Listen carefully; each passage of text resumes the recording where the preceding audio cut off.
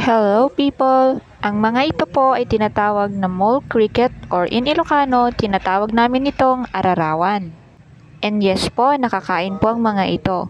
Pero syempre, niluluto muna ito. Paano nga ba nila ito niluluto?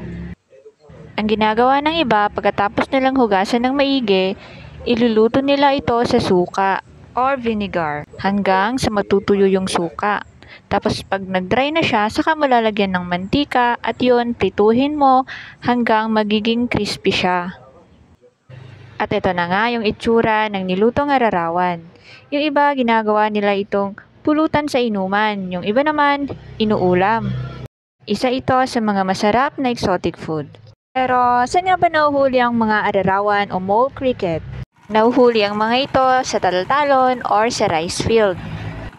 Naglalabasan sila pag nagtatraktor or during plowing or yung paghahanda ng lupa para tamnan ng palay.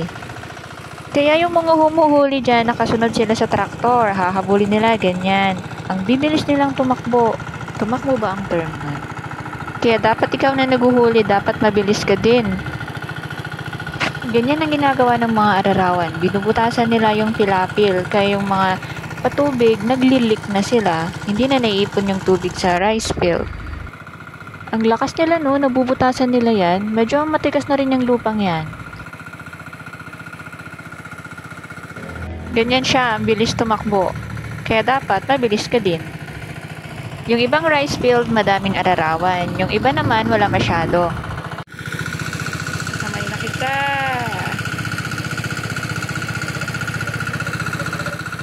Ayan, namulot na rin ako ng mga ararawan. Nilalaro pa nga.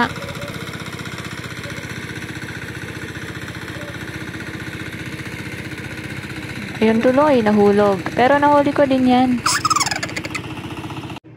Eto na po yung mga nahuli. Kayo po, nakatikim na rin ba kayo ng ararawan?